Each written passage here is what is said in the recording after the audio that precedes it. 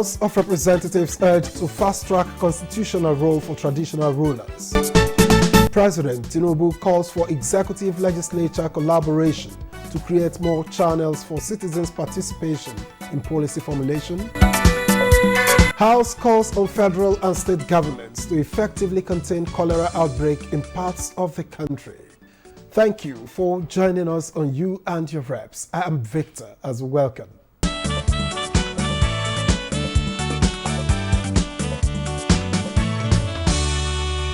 The National Assembly has been requested to fast-track the process of creating a constitutional role for the traditional institution in Nigeria. Now, during an interactive session for traditional rulers and socio-cultural groups, moderated by Speaker Tajuddin Abbas at the ongoing National Assembly Open Week, most speakers expressed the desire. Interactions continue at the open week of the House of Representatives, and it is the turn of traditional rulers to bear their minds on national issues. Beyond carrying out ceremonial functions, they want constitutional rules spelled out for them. From 1963 through 1976-79, up to the present Constitution of 1999, while suddenly we found that our role has been totally put aside. This is the place where these laws are made. There is nothing wrong in creating a constitutional role for the traditional institutions. There was advocacy for funding of the traditional institution and incorporating the institution into the security architecture of the country. The issue of security should go back to local authorities.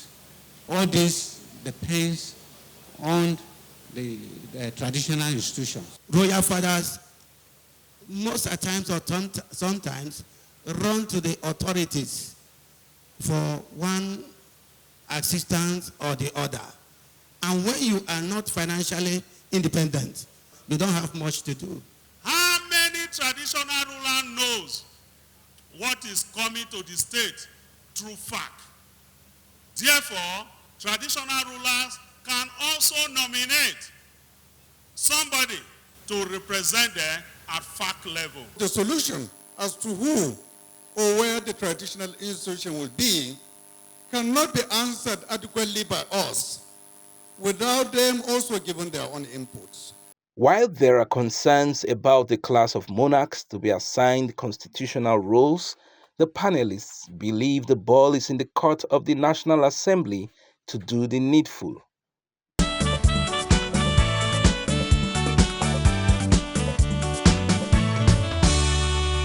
Meanwhile, President Bola Tinubu wants the executive and legislative arms of government to create more channels for Nigerians to ventilate their concerns and participate in policy formulation.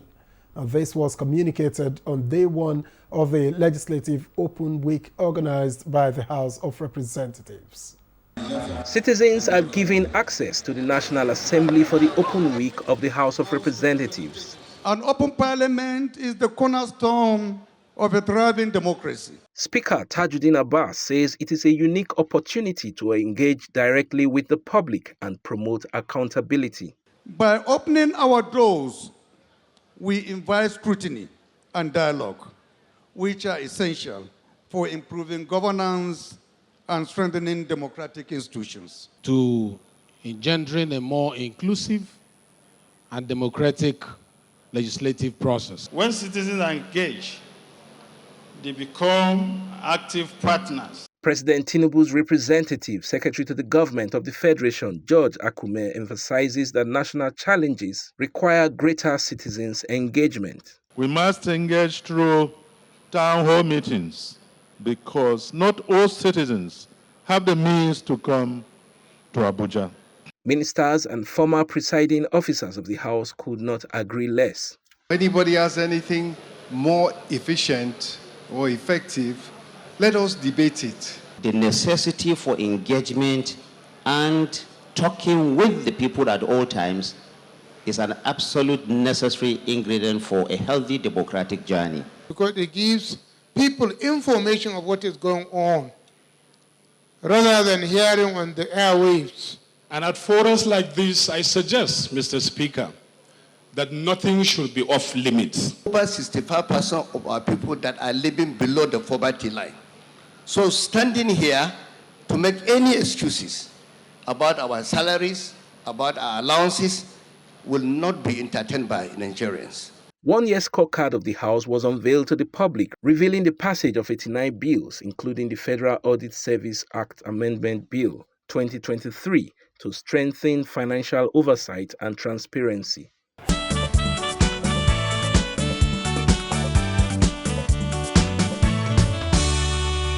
The House of Representatives has passed a resolution urging the federal and state governments to urgently put in place measures to effectively contain the outbreak of cholera in Lagos and other parts of the country. The Green Chamber also called for more public enlightenment on the disease to safeguard public health. For the Green Chamber, the rapid spread of cholera in the country is alarming, considering the rising statistics from the Nigeria Center for Disease Control. Mandate the House Committees on Information, National Orientation, Ethics and Values to oversee the rigorous public orientation, enlightenment and education of the citizenry on the need to maintain personal hygiene at all times. Lawmakers also condemned the recent bomb attacks in Borno State, urging security agencies to step up intelligence gathering. The suicide bombers, after identifying their faces, it was discovered that they were recruited, they were drugged, they were brainwashed, and they were imported to come to Gaza from somewhere. And I share in the pain of those from the affected states. It's not only in the north. Just 2 days ago or 3 days ago, policemen were shot again in Abia State. The House frowned at delay in carrying out repairs of flooded sections of the East-West Road, calling for outright revocation of the contract. Urge the Federal Ministry of Works to immediately revoke or terminate the contract for the construction of the flooded East-West Road to Rock Resort Nigeria Limited and other contract, and award same to a company with expertise and capacity. To address food scarcity, lawmakers called for investigation of alleged mismanagement of government agricultural initiatives. Any abuse on the programs and schemes of government drastically affects millions of innocent citizens. Investigate funding allocated to departments, agencies, schemes, and programs outside the Federal Ministry of Agriculture and Food Security to ensure transparency, accountability, and effective resource utilization.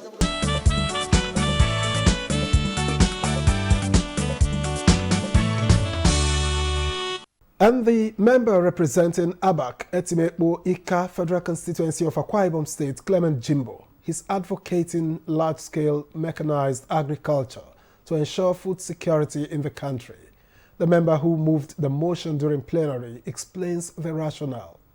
I move a motion of urgent public importance, and it borders on the urgent need for Nigeria to end food insecurity through mechanized agricultural revolution across the entire nation.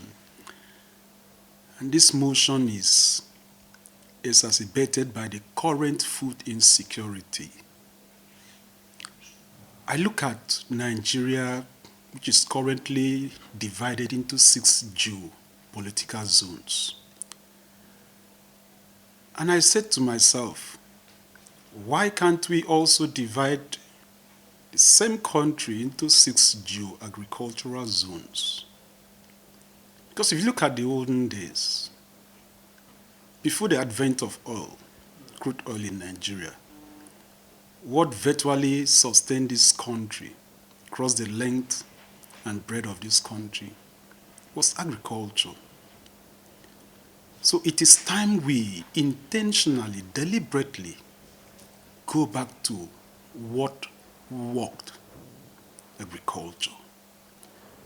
And as a member of the 10th National Assembly, the 10th House of Representatives also have a responsibility in giving out direction, policy direction, to the executive. Because whether we like it or not, This country belongs to all of us.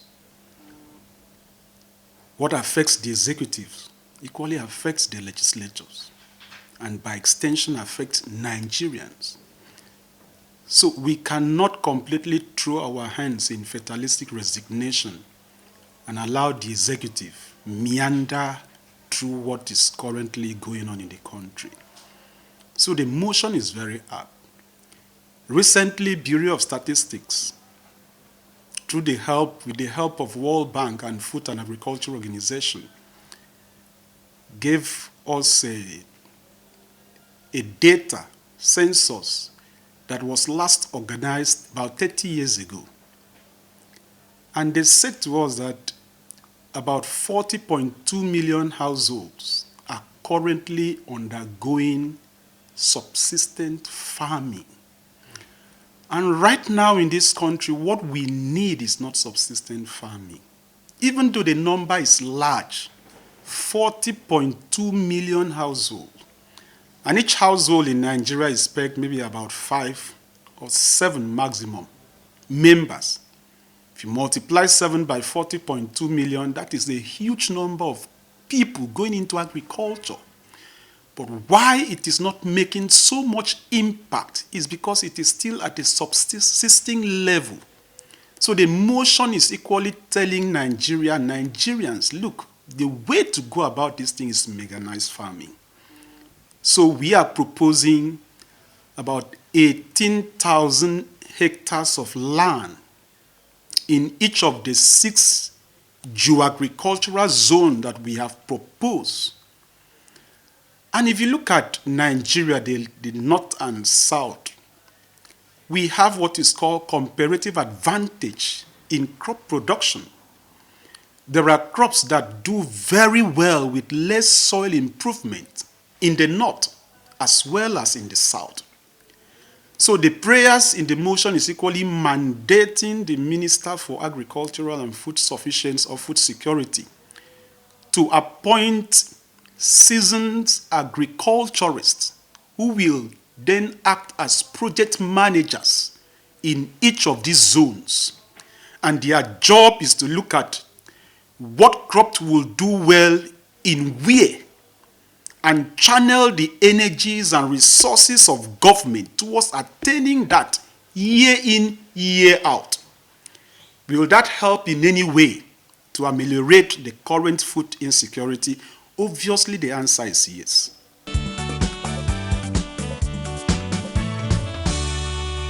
If you look at Nigeria, like I said, we are known by 6 geopolitical zones. Political.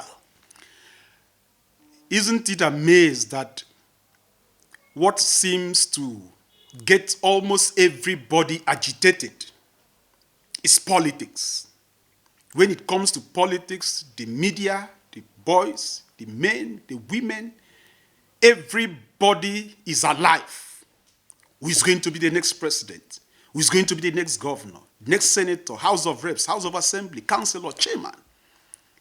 That political seasons make almost every Nigerian awake.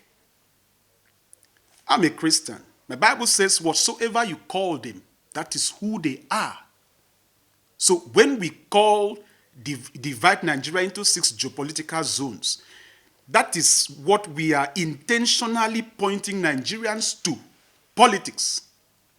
So if we also carve out zones and call it agricultural zones, it means a time will come in Nigeria where many people will equally be tuned to the agricultural sector because there is a policy direction of federal government, state government, that is targeted at cultivating these zones for Nigeria. People will want to take up jobs. Many of our NYSC students that are posted to the interland to roam the street in the name of saving their land, their fatherland, or this time around our motherland, can now channel those energy to these agricultural zones and save Nigeria by cultivating for Nigeria and for Nigerians and for himself. Agriculture was meant to service every other sector of the economy. When God created the universe, what he gave man as work, responsibility was to till the ground, to dress the garden, and to keep it. It is from the trees that grew in the garden that Adam, according to biblical account, used in producing tables, furnitures, and every other thing. The agricultural sector of Nigeria was meant to service our oil industry. But when the oil came, we abandoned agriculture. Everybody moves into oil. Agriculture suffered. That is where we are today. Because no matter the level of grammar you speak, if your children are hungry in the house will know no peace. This is why we are saying, let Nigerians go back to agriculture. That is the surest way to go.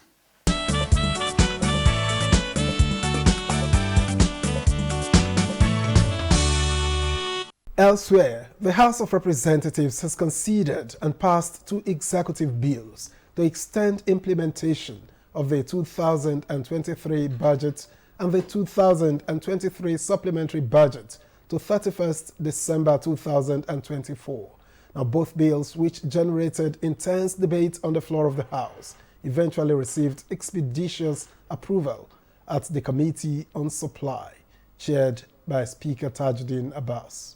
Lawmakers resume for the second year of the 10th Assembly, and before them are 2 executive bills for consideration. To extend implementation of the Appropriation Act 2023 and the Supplementary Appropriation Act 2023 to 31st December 2024. The bills garnered support as well as reservations. This is to make life easy for everyone, to complete the project, because we don't want abandoned projects. I might not oppose this in principle because I want this project concluded. But in terms of procedure, I feel a little bit worried. A situation where we will have 3 budgets running concurrently. And then we're also expecting, sincerely, a supplementary budget for 2024, which means that we have 4 budgets running in a country. I admire the minority leader who has been in this chamber for the last 4 sessions, and he knows the procedure and he knows the way things are being done. You cannot extend the period of supplementary budget without extending the period of the main budget, which hinges on the main budget. I will be for it, and I will urge people to be for it. But at least at this critical moment, we must unite ourselves and we must stand collectively and send a signal to the government of the Federation. Let the House go into executive session to discuss this issue amongst ourselves. After the closed-door session, the executive bills were passed at the Committee on Supply. We have all agreed that it is in the best interest of the country to support this particular request from Mr. President to get the supplementary budget extended so that our security agencies who are waiting for these funds to be able to access it and be able to continue improving the security of the country. 3 other bills were passed. They are the Nigeria Anti-Doping Center Establishment Bill, the bill to domesticate and enforce the African Union Convention to protect internally displaced persons, as well as the bill prohibiting exportation of maize or its derivatives in commercial quantities.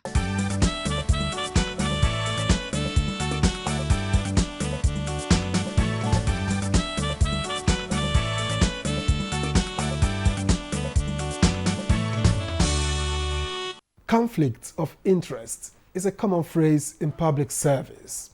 But what is the perception of politicians, particularly legislators, in the House of Representatives?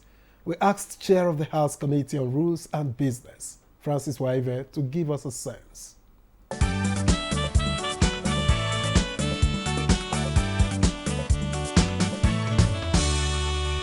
Conflict of interest arises and is mentioned in the standing orders of the House particularly at the committee level, where a matter comes before a committee and you are a member of that committee and you have interest in that matter.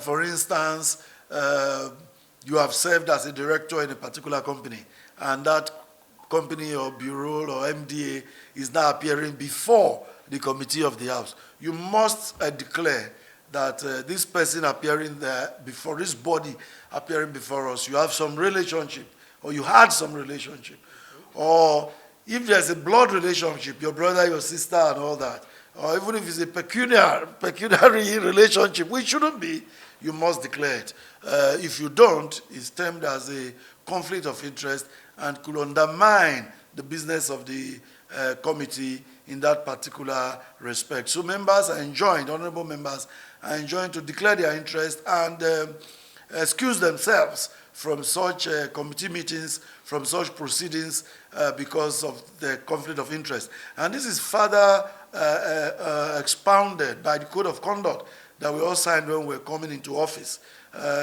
We're only allowed to do agriculture or to be in farming. So any other thing you want to do, you must be careful as an elected legislator to make sure that you are not in conflict, what you are doing is not in conflict with your official duties, such that you don't benefit yourself while doing official work.